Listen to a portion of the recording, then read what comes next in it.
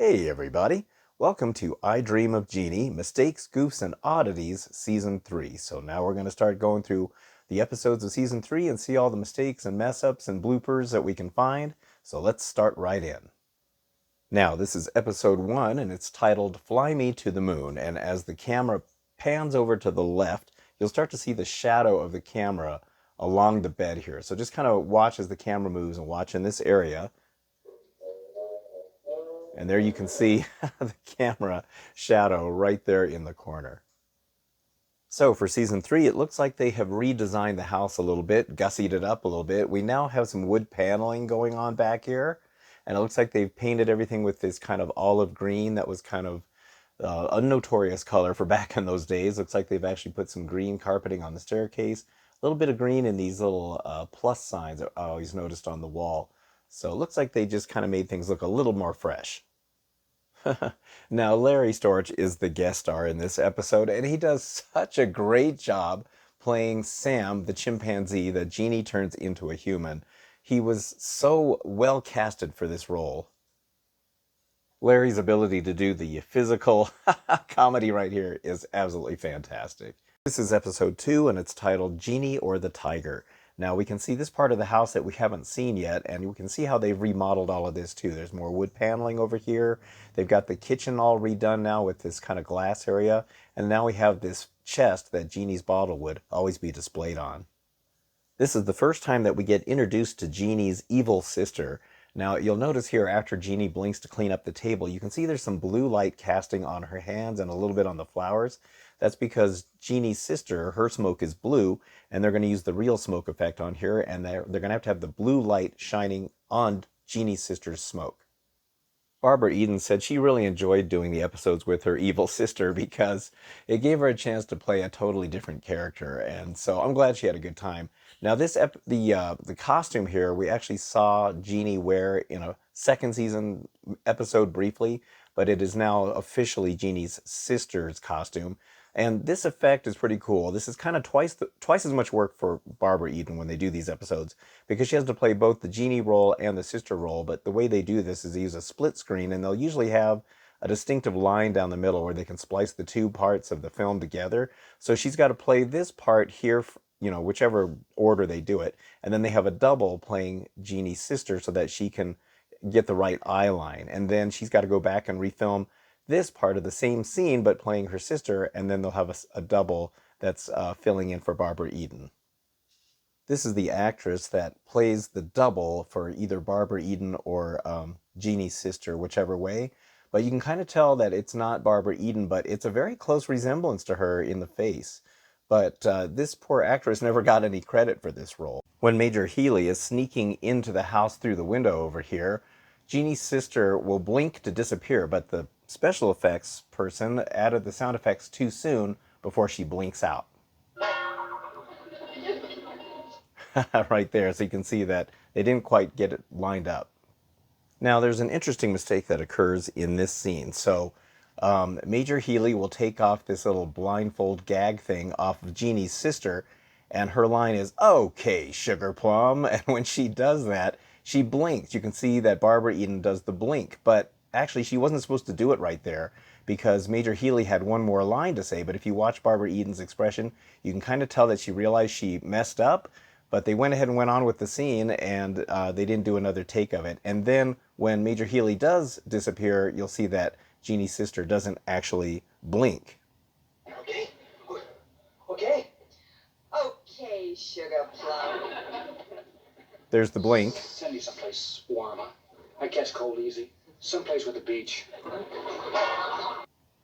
I like when stuff gets left into the show that way, because you can kind of see how professional the actors are, because they continue to go on even though there was a mistake made. Here they're using the split screen effect again, and you can kind of see evidence of it in this particular scene. So the split screen is done right down this split of the wood paneling there. It was a good way for them to hide it.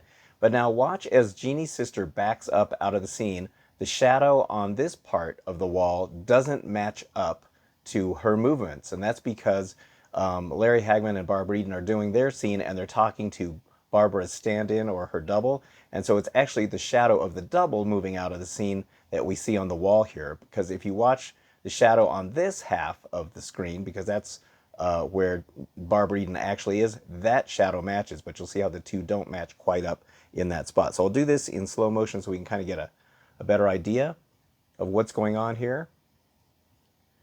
So now, as she starts to back up, now see, you can see the split right here. Now, as she's backing up, see how the shadow doesn't quite match over here? See, especially you can really see it right in there. Now, this is actually Barbara Eden's shadow, but the other shadow wasn't Barbara Eden's. It's a very cool way of seeing how they do this little trick. When Jeannie and her sister are having their magic fight in the house, some books come flying off the shelf over here and end up hitting Major Nelson. If you look up here in the corner, you'll see the shadow of the rig that is operating the wires that the books are on. So let me do this real quick here and watch up there. See how that shadow briefly moved? And you'll see it again right up there. It's a brief a thing, but you can actually see somebody off camera is operating those books. When Jeannie blinks her sister's master to come get her, you can see here that her master's carrying another Jeannie bottle, but that's actually another Jim Beam bottle that's just unpainted. So that's how the bottle looks before the art department gets their hands on it and paints it into those beautiful Jeannie bottles. But for those of you that don't know, the Jeannie bottle is a Jim Beam Christmas decanter that came out in 1964. And that's what they used for the Jeannie bottle. But that particular one there is unpainted. This episode is titled The Greatest Con Artist in the World, and it's the first of 2 episodes that they actually filmed in Hawaii, which is pretty cool. I'm sure it was pretty fun for the cast and crew to go out there and do some shows. Now, in this episode, we see that Jeannie gets photographed and put into a newspaper article here. Now, it was established in the first season that Jeannies couldn't be photographed. In the episode where Jeannie tries to go to Hollywood and become a movie star, and then she didn't show up on film. But yet in this episode, we see that they took a picture of her just fine. This is an inconsistency that will kind of carry on throughout the whole series, and I'll point them out whenever these pop up. Milton Berle is the guest star in this episode, and he plays Mr. Vanderhaven, which we find out later he was actually the servant of Mr. Vanderhaven, and he's trying to scam Jeannie out of her expensive Egyptian King Tut scarab. Now, he's masquerading as Vanderhaven in this limousine, and as the chauffeur comes running around here, now this happens really quick, so I'm going to do it in slow motion here, but in the reflection of the chrome of the car, you can actually see the cameraman holding the camera, and you can actually see the camera itself.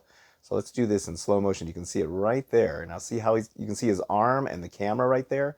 So he's actually using a handheld in this shot. It's very cool, and it happens very quickly. So when they get out of the limo here, here's where you can see Milton Berle come out.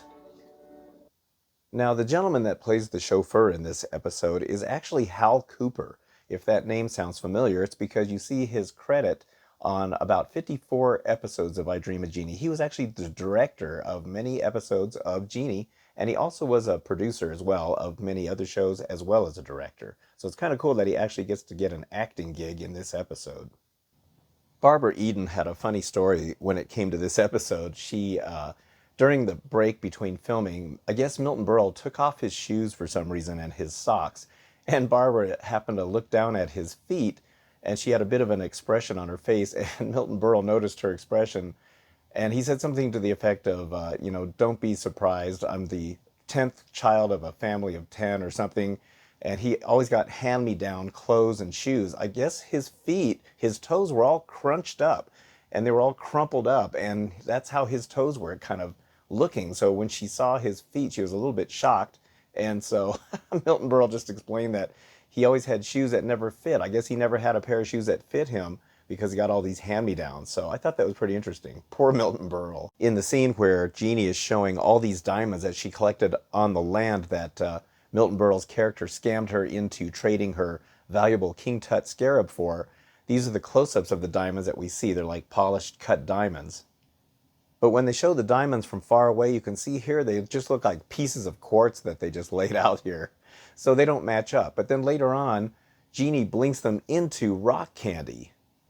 And when Milton Berle's character realizes that it is rock candy, he realizes he's been scammed back by Jeannie. But it's funny that they would show the diamonds close up as being actual diamonds, but then the far shot shows it as rock candy. They should have had it look like real diamonds until she blinks and shows it. being rock candy. I don't know, it's kind of goofy the way they did this scene, but maybe they just didn't have enough diamond props to use in the scene, so they just went ahead and figured most people wouldn't notice all of this. This episode is called My Master the Weakling, and it has Don Rickles as the guest star. Now, there's a pretty blatant mistake made in this episode, and even as a kid I noticed this. Now, in the background here, around this corner, right over here, keep an eye out over there. Major Healy will move out of the way, but right here, there he is. There's Don Rickles. You can just see him waiting in the wings back there for his cue. And then when they get up here, that's when he comes out with these sand-filled parkas that they're supposed to wear. But it's pretty cool. You can actually see him waiting for his line, his cue line. During this scene where Jeannie comes to visit Commander Kiski to give them notes from their aunts or their parents or their mothers, as it were, we can see here that Don Rickles, or Commander Kiski, is really sweaty because they're out in the middle of this really hot training area. So we can see that he's sweating in his uniform. So Jeannie blinks and puts some kind of a spell on Commander Kiski so that he becomes like his Aunt Effie. So he's really nice and nicer to Major Nelson and Major Healy. So we can see that he's still sweaty right here. But what's weird is these guys walk in right here. And then Commander Kiski walks over, and you can see he's not sweating anymore. He's completely just dry through this whole scene. As he walks around the front, we'll see that he's not sweating at all. He's not sweating under his arms or on the front of him. So somehow they just forgot to make him look sweaty, I guess. This is kind of a weird goof up here. Now, when they're out on their training mission here, there's kind of a weird thing that happens. Now, I don't know if this is considered a mistake or not, but it's probably just something that happened and they just decided not to worry about it. But see right there, there's this big leaf that gets right in front of the camera. Now, normally they would cut this and then make sure the leaf gets out of the way and then redo the scene. But they didn't bother to redo the scene there. They have this leaf just kind of in the way, and it's really strange. I guess maybe the wind picked up and they just weren't anticipating it and just left it in the scene. During the survival mission, Jeannie helps Major Nelson and Major Healy. So these guys here were posing as the enemy, and Jeannie blinks this Jeep out of here. Now, once the Jeep disappears, watch closely. There's a reason for this bush being here, but if you look between the leaves of the bushes carefully, you'll see that these guys are actually sitting on some kind of bar stools in here, and then that's when they fall over, probably onto a crash mat over here. But look closely in here, and you'll see in between there the bar stool that they're sitting on. Right there. See how they're kind of sitting? You can even see that it's white, and the legs of the bar stools are white. It's kind of cool. Now, this episode is called Jeannie the Hip Hippie, and it's guest stars Tommy Boyce and Bobby Hart. So the Boyce and Hart group. Now, these guys seem like they were just kind of showing up on just about every show around this time. So this is Tommy Boyce here, and this is Bobby Hart. And they were on all kinds of different shows. I think they were on Flying Nun. They were also on Bewitched and just about every other thing that you'd see around this time. But there's a little bit of tragedy surrounding this episode. It's kind of strange to watch it now, but sadly, Tommy Boyce here, he passed away from suicide. He actually committed suicide, and I think he only lived to be 55. We get treated to a couple of really good songs by Boyce and Hart in this episode, and sadly I can't play them because of copyright, but it's nice that we get to hear a couple of songs by these guys. This episode also guest stars Phil Spector, and if you've watched the news over the last few years, we know that he had a bit of a tragic life as well, being convicted of murdering his girlfriend, and so he didn't have the best life either, at least not near the end of it, but he was the biggest music producer at the time, and I mean, you just heard the name Phil Spector, and he was usually behind a lot of musical groups that were pretty big at the time. He ended up dying in prison, I think in his 80s. One thing I absolutely loved in this episode is Jeannie blinks the living room into this outdoor campsite, and as you can see, the stairs are a waterfall with water coming down, and there's a babbling brook, and they got this campsite and tent and fire going, and I mean, the set people must have had a heyday putting all of this together. It's pretty amazing. And I absolutely love this line, this scene with Dr. and Mrs. Bellows. I think it's marvelous. Oh, why did we ever do something like this? Amanda, I spend half my life curing people who do things like this. Oh my gosh, that's hilarious. This is episode 8, and it's titled Who Are You Calling a Genie? And the guest star in this episode is Richard Deacon, who's best known as Mel from The Dick Van Dyke Show. In this scene, while these three are talking, if you look up at this corner, you will see the shadow of the boom microphone, and it's aiming towards whoever's talking. And it's there throughout the whole scene. It's interesting how the boom microphone shadow seems to appear a lot in this show. You can see it going back and forth right up there. This episode is called Meet My Master's Mother, and Major Nelson's mother unexpectedly drops in. So the guest star here is Spring Byington. She was on a bunch of different shows back in those days as well, and this time she makes an appearance here as Major Nelson's mom. And if you ever wanted to know what Major Nelson's phone number was, it's right here on the phone, 555-7231. Of course, 555 was always the fictitious prefix that they used on a lot of these shows. Now, this is the second time in the series that we see Jeannie's bottle get water poured into it. And this time, it's in her nicer bottle. The first time we saw this was in the first season. And then, of course, his mother puts a bunch of soap in here, and then her bottle gets all soapy as well. It's a pretty fun little segment. Poor Jeannie.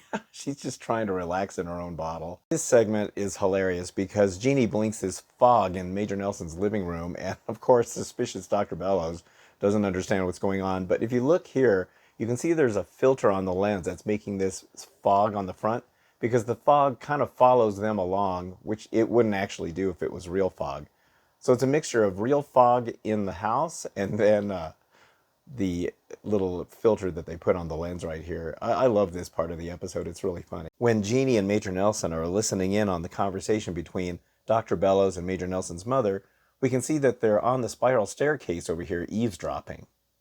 But when we see the staircase in the background, Major Nelson and Jeannie are nowhere to be seen back here, and we also have this huge plant in the way, so somebody messed up there. This episode is called Here Comes Bootsy Nightingale, and the only real goof that I can find in this episode is right up here in this upper corner. Once again, we see that the boom microphone shadow is making an appearance on the wall. It seems to appear a lot in the latest episodes. So you can see it up there in the corner. This episode's guest star is Carol Wayne, and she was pretty much the blonde bombshell of the time when this was done. And once again, another guest star that's surrounded by tragedy. It's kind of strange watching some of these episodes now, but you can read about Carol Wayne's life and career online. But she was on vacation in Mexico with her then boyfriend, and then they got into an argument, and then she went for a walk on the beach, and 3 days later, her body was found on the beach in just something like 3 feet of water, or 4 feet of water, and her death was ruled accidental or drowning, but nobody really knows what happened to her, how she died, and it's still kind of a mystery today. It's kind of sad. I think she was only 42 or 43 when she passed away, so it's very sad. This episode is called Tony's Wife, and Jeannie's evil sister makes her second appearance in this episode. Now, as Major Nelson and Helen are driving around in Major Nelson's car, you'll see in the background this fountain. That is the Friends fountain. So the beginning of every Friends episode, and you see them playing around in that fountain, that's it. It was filmed on the Screen Gems lot, which is now called the Warner Brothers Ranch, which I believe I mentioned in my first season video that sadly the Warner Brothers Ranch is going to be destroyed and they're going to turn it into studios, I think is what I heard. And it's really sad. All those iconic homes that were used in all these amazing TV shows and movies are going to be gone, and it's really sad. But that fountain right there has been moved. They preserved it and took it to the Warner Brothers Ranch where people can come visit it and they can take pictures in front of it. Now, those of you that are Star Trek fans of the classic TV series, you'll notice that whenever Jeannie's evil sister appears, they use the same sound effect as the transporter in Star Trek.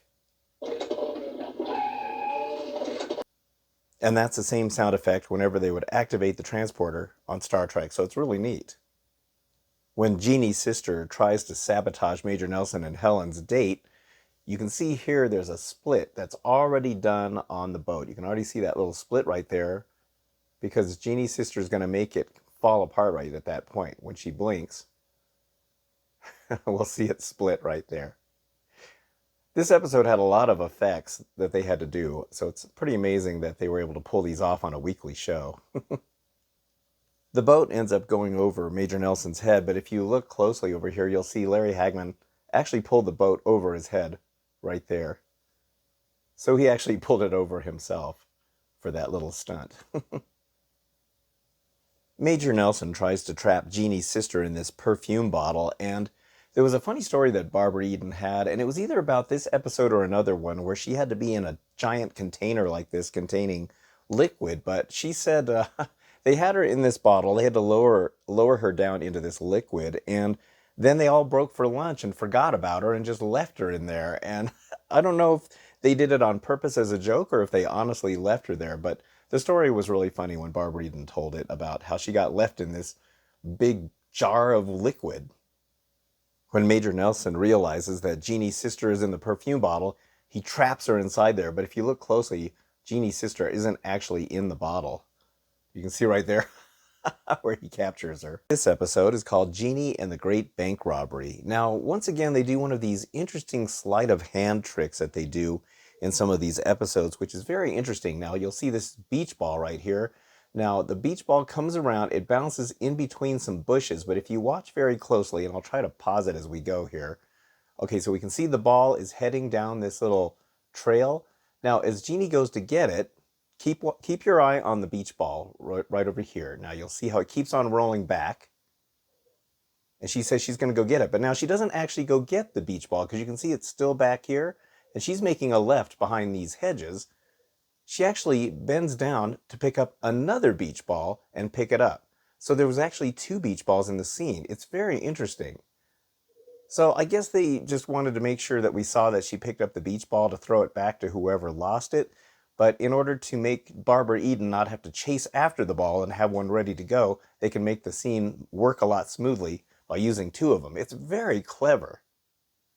Now Jeannie ends up inadvertently helping these bank robbers rob a bank. And as they pull up in front of the bank here, Jeannie keeps slamming on the brakes of Major Nelson's car. And now if you can look on the pavement here, see these little tire marks right there and here and here. So you can see where they rehearsed this several times, so much so that it made marks in the road.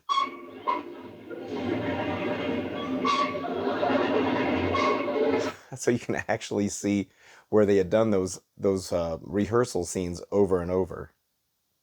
When Major Nelson ends up confronting the bank robbers, we see that Jeannie has blinked a suit of armor onto Major Nelson right here. Now this bank robber, is going to smash this chair into Major Nelson, and when he flies over that little counter, you're going to see that his helmet actually falls off. Right there, his helmet has fallen off. But in the very next scene, all of a sudden, his helmet is back on again. This episode is titled My Son the Genie, and the guest star this time is Bob Denver, best known for playing Gilligan from Gilligan's Island and Maynard G. Krebs from Dobie Gillis. Knowing Larry Hagman's track record for guests on the show and not treating them very nice, especially the male ones, I hope he was nice to Bob Denver on this particular episode. I haven't heard any things that happened on the show, but I think this was after Gilligan was done filming, is my guess. So hopefully he was nice to Bob Denver. Now, I absolutely loved the sound effects that they would use on this show for different Genie's blinks or when things appeared and disappeared. And I think this is probably the best Jeannie blink sound effect of all of them. Great. It's a great sound. It's a mixture of two different noises, maybe three, and it was very clever. There's a really cool mistake that happens in this scene. So Harold, Bob Denver's character, is going to take Major Nelson and Major Healy to work on a magic carpet. So here he is floating on the magic carpet. But in the close-up, if you look closely right here, now Bob Denver is going to raise his arms, but you can already see that there's a stagehand's hand right there controlling the magic carpet. Right there. See it? And they actually pull it back. And you can also see the wires on the magic carpet pretty obviously as well. When Harold and Jeannie are preparing the salad, they have an extreme close-up here on the salad. Now, we don't know this until later on, but the salad, Harold is going to throw the salad up in the air and it's going to stay up there. But the whole thing is actually on wires. So once again, we can kind of see some wires going on right here. It's a very thin black wire right there. And then there's another one kind of in the middle. It may be hard to see on this part right here. And then there's another one right here, kind of close to the spoon. So I'm not sure how many they have, but once again, the special effects people must have had their work cut out for them on every one of these episodes, because there's a lot of things that are floating around and disappearing, and I can't imagine how much work it took to put on just one episode week after week. I mean, it had to have been a crazy amount of work. Harold ends up blinking all these sheep in the house, and there's just a whole bunch of sheep wandering around, and Major Nelson is carrying this particular one out. But now, as we see, kind of keep an eye of the way this sheep looks, because as he walks out the door here, it's a totally different sheep that he's carrying. It's a smaller one, and he's got black feet and a black face. Also, the sheep ended up just ruining the carpet for this set. You can see there's sheep poop all over. It's pretty gross. When Harold comes back for the second time, because they forgot to sign his report card, we see Bob Denver crashing through the fireplace once again. And they end up using the same footage they did from the beginning of the episode because, of course, they don't want to have to reset that entire fireplace joke up and the whole gag and have to have him redo that all over again. So it's clever to just reuse it twice. This episode is called Jeannie Goes to Honolulu, and it's the second of 3 episodes that they actually filmed out in Hawaii. Now, oddly enough, once again, poor Barbara Eden, she wasn't allowed to show her belly button on this show. And then even when they go to Honolulu, they make her wear a one-piece swimsuit like this. She still can't show her belly button. And yet here's Mrs. Bellows, or Emmeline Henry, and she's perfectly able to show her belly button. So I don't understand what the deal was with that. How come Emmeline Henry can show hers, but Barbara Eden can't show hers? It's just the weirdest thing. This episode also features a guest appearance of the famous Hawaiian singer Don Ho, and he ends up singing a couple of his different songs on this episode, but I didn't realize how many guest stars they had on this series. In fact, now that I'm watching them back to back, I hadn't realized that there's a lot of guest stars that were on this show. But this is another cool one by Don Ho himself, playing himself on this particular episode anyway. This episode is the third and final episode that they filmed out in Hawaii, and it's titled The Battle of Waikiki. And the role of King Kamehameha is played by none other than Barbara Eden's real-life husband, Michael Ansara. So this is the second time that Michael Ansara appears on this show, but as a different character. He'll appear one more time in another episode. Skipping ahead now to Jeannie, Who's Got the Genie, Part 2. Now, this was another set of episodes that was a 4-part kind of mini-series and story arc about Jeannie getting locked in the safe. And I gotta say that these episodes, it seems like every time I turned the TV on and Jeannie was on, they were always showing these episodes. For some reason, I always caught it during this portion of the series. But anyway, this whole story arc is about Jeannie getting locked in the safe, and it has quite a few guest stars on it. You got Rita Shaw on the left. I can't remember the name of the actors on the right. They have been on a plethora of different shows. The guy in the middle there, he was on a Star Trek episode called Let That Be Your Last Battlefield. Rita Shaw was in Lost in Space and The Ghost of Mr. Chicken and zillions of other stuff. And this guy as well, he was on a whole bunch of other stuff. So it's kind of a veritable who's who of guest stars. But once again, this is one of these story arcs where it takes 4 weeks to get through it. And I don't know, I just kind of felt like they dragged this out. In watching episode 2, which this one is, this episode was pure filler. If you watch this episode, they spend a lot of time just showing the junkyard and some file footage of NASA and the Air Force, which that kind of footage is really cool. But there's a lot of filler in this episode, and I think they just had to stretch it out over a 4-week period, which I'll discuss why I think they had to do it when we get to part 4. While the safe is getting tousled around and jostled around in the junkyard here, you can see it gets shaken around, but on the inside, nothing gets turned over. I mean, at this point, the safe is sideways, but Jeannie and the contents of the safe are just still right side up. It's kind of an odd mistake that they made there. When Major Nelson and Major Healy are really sad because they think Jeannie's gone, Major Nelson says, Do you want another? And Major Healy says no, but if you look at the glass, look how clean it is. Now you find out here that they're actually just drinking milk, which he's going to pour right here. Now, if they were drinking milk before, that glass would have had residue of milk in there, and so obviously they weren't drinking milk before this scene. Once again, the shadow of the boom microphone makes an appearance in this upper corner right here. You'll see it move from side to side very briefly. Right there. Then it comes back around. Boy, that sure shows up in a lot of scenes, doesn't it? In part 3 of Jeannie, Who's Got the Genie, we see a guest appearance, a very short appearance, by Mike Farrell, better known as BJ Honeycutt from MASH. Kind of interesting that he pops up in this episode or this show. This episode sees the return of Jeannie's evil sister when she tries to steal Major Nelson by taking advantage of Jeannie being locked in the safe and being powerless. But we also see an interesting guest appearance by Ted Cassidy, better known as Lurch, from the Addams Family. And Ted Cassidy is actually going to make another guest appearance as Jeannie's cousin, I believe, in a future episode, which also features Paul Lynde. Whenever they show Major Nelson or Major Healy in a close-up inside the cage, you can see there's a wall back here with the shadow being cast right up against it. But in the far shot, we can see that the wall is actually much further away in the background.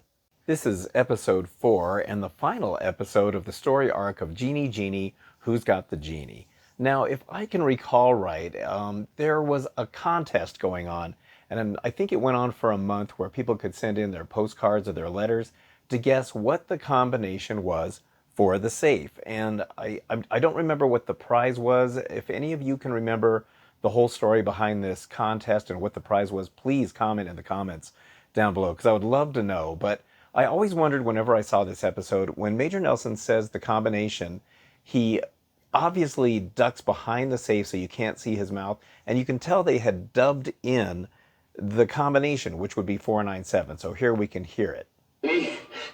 The number is 497. 497. And you can tell that they dubbed it, and they also hid his mouth. And that's probably because when they first started filming this whole story arc, they didn't know what the combination was going to be. And so that's why they figured they would just dub it in later once they decided what the winning combination was going to be. And here, when Major Nelson says the combination again, you can tell that his voice was dubbed. Jeannie, the number was 497. Oh. So yeah, you can tell that they had to record that. You can tell by the tone. It may not you may not be able to tell in the video, but if you watch the episode, you can clearly tell that that was dubbed. But it was very interesting, and I think it's kind of cool.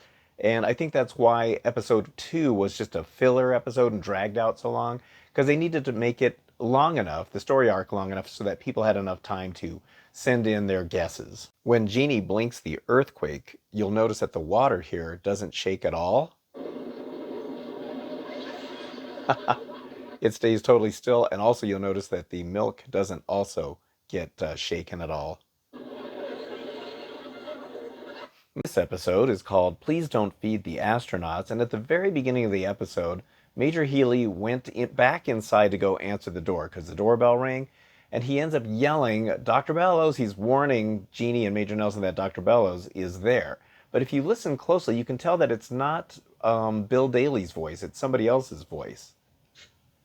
Dr. Bellows! Here's Dr. Bellows! Here! Would you? And it's weird because Bill Daly did walk back there, so why didn't they just have him yell that line? It's kind of strange.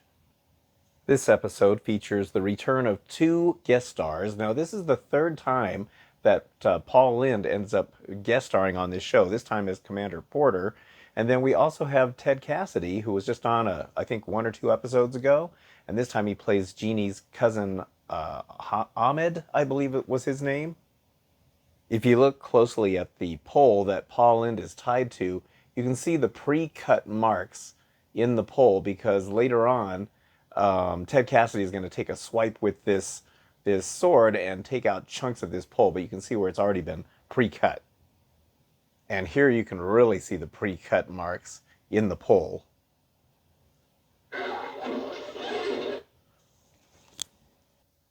Now, when Ted Cassidy takes another swipe at that pole, you can kind of see that Paul Lynde genuinely looks concerned because he actually does have to swipe really close to his head in order to chop off that next segment of the pole. Right there, and I think that would have been scary to do that little stunt. This episode is called My Master the Ghost Breaker. It's one of my favorite episodes. It's one of these haunted house episodes, and it's really great. Now, this is the first time that we get to see Jeannie's Jeannie bottle case. It's a little carrying case that the prop guys actually went through the trouble of making. I think it's really cool that the prop guys made this special prop for Jeannie's bottle. Now, I did a full video about this prop because I have a replica of one, and you can check that video out if you'd like. But this is definitely the first appearance. I think it shows up in at least 1 or 2 more episodes after this.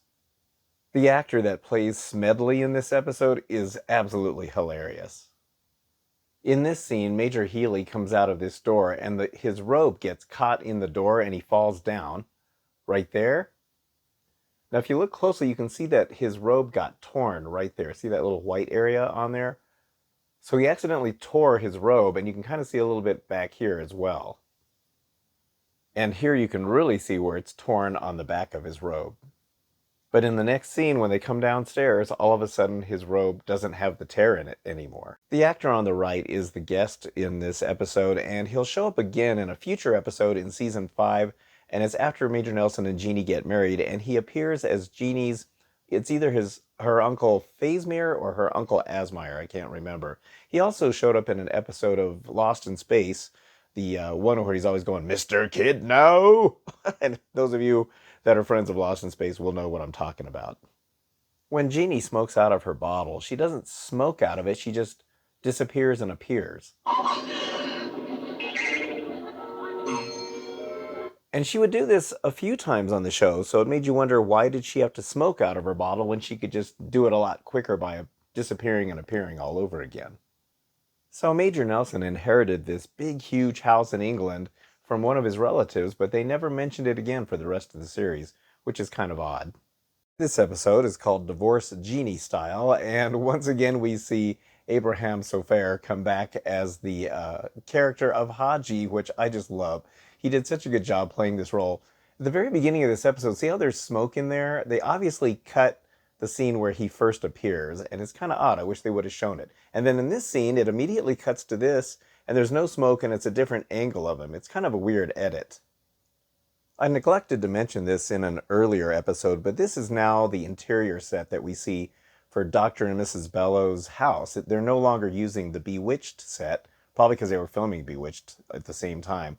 But this would become the Bellows household. In this episode, Jeannie gives up her powers and ends up at the Bellows house under a misunderstanding that Major Nelson was married and mistreating her, and so Dr. and Mrs. Bellows take her in.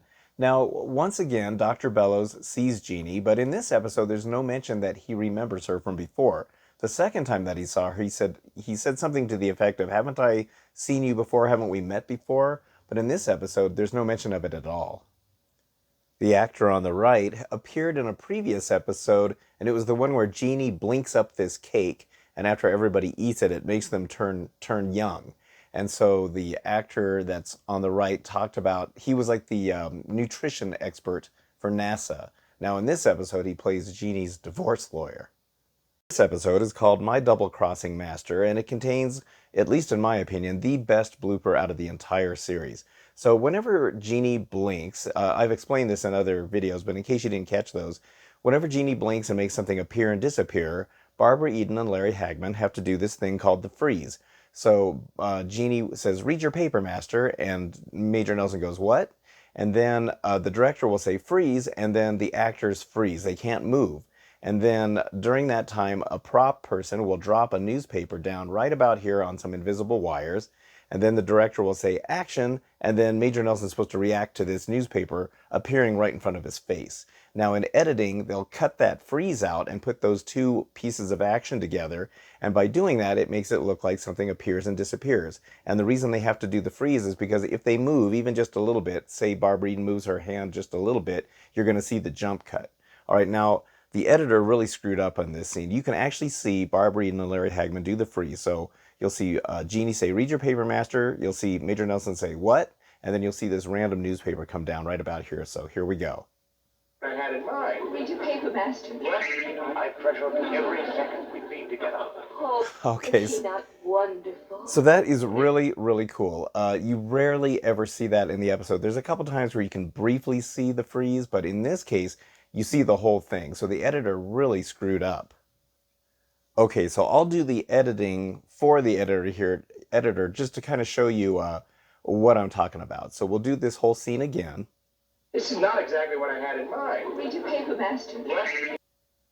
And there we go. It looks like the newspaper appeared out of nowhere, and then Major Nelson's supposed to react. But because they didn't cut the freeze out, it's a really odd scene. But you can see by just doing that editing, and because they stayed in place, it makes it look like the newspaper appeared. Jeannie blinks the phone over to her, and if you look very closely, you'll be able to see the wires that are supporting the phone. They're very thin, but you can see they're black wires right here, and they're connected to the corner of the phone. You can see them a little bit there. And they actually stay throughout this whole scene. And they zoom in just a little bit closer, and you can see the string, the wire right here. So yeah, I do love that they used wires in those days. They were fun to look for. Well, they're fun to look for now. Back when the show ran, we weren't really paying attention that closely. And plus, we didn't have TVs that were so huge that we could see all these details. This episode is called, Have You Ever Had a Jeannie Hate You? Now, Jeannie's evil sister comes back again for another appearance. Now, you're going to have to look close for this one, and I'll try to zoom in on it. But Jeannie's sister makes this cake go flat. But if you look closely, there's actually a little wire that's pulling the cake down from the center. So let me zoom in on that. Okay, so right here you can see the wire, and then it's going to go flat. So that means there's a stagehand down by Barbara Eden's feet that's pulling it down.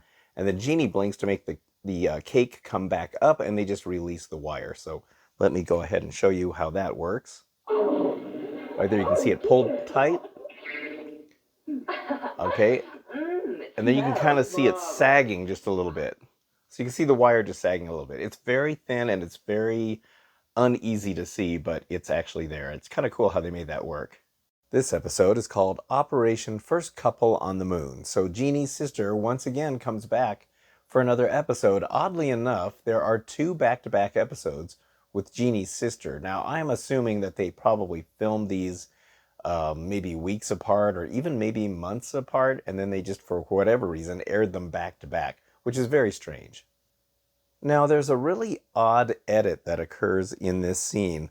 We'll see a close-up of Jeannie, and then they kind of keep the camera in the same spot, focusing on the staircase, and then she kind of reappears on the right side of the screen after she walked to the left.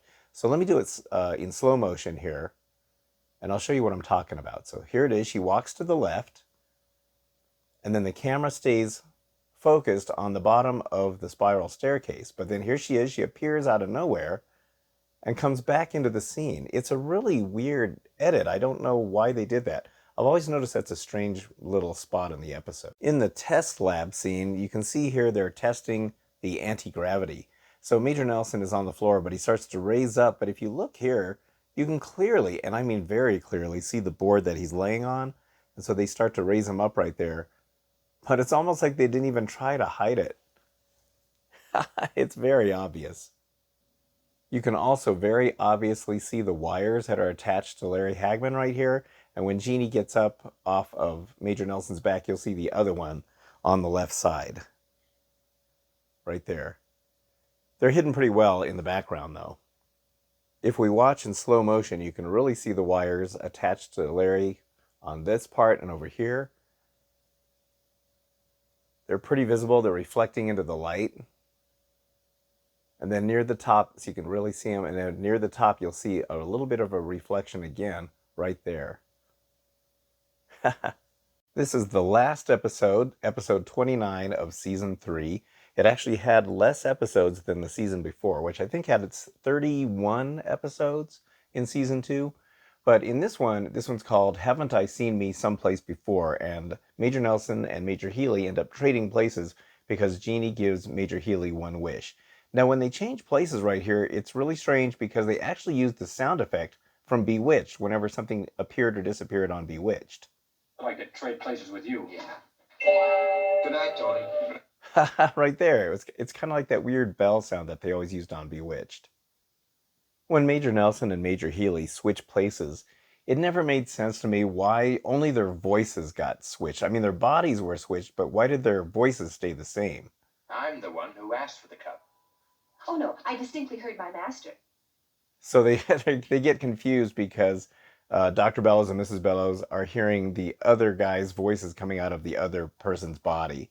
But I don't know, why didn't they just have the same voices? I don't know, it never made sense, but I guess that's just how they decided to make it the audience understand how they were switched. When Jeannie and Major Nelson in Major Healy's body come running down this alleyway, there's a weird shadow that appears on this part of the wall right here. It's like there was a shade or something that came down. It actually ends up covering the whole thing. I wonder why they did that. It's kind of strange. Maybe it was too bright when they got closer to the camera. Jeannie blinks a bloodhound in order to help find Major Nelson, and it gets loose in the hospital. And this hilarious scene takes place where Dr. Bellows ends up getting into this situation.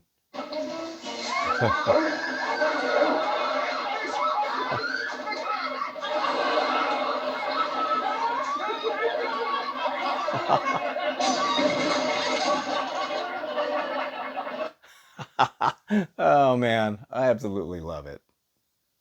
Now, this is the first time that we see Barton McLean come back as General Peterson in quite a long time.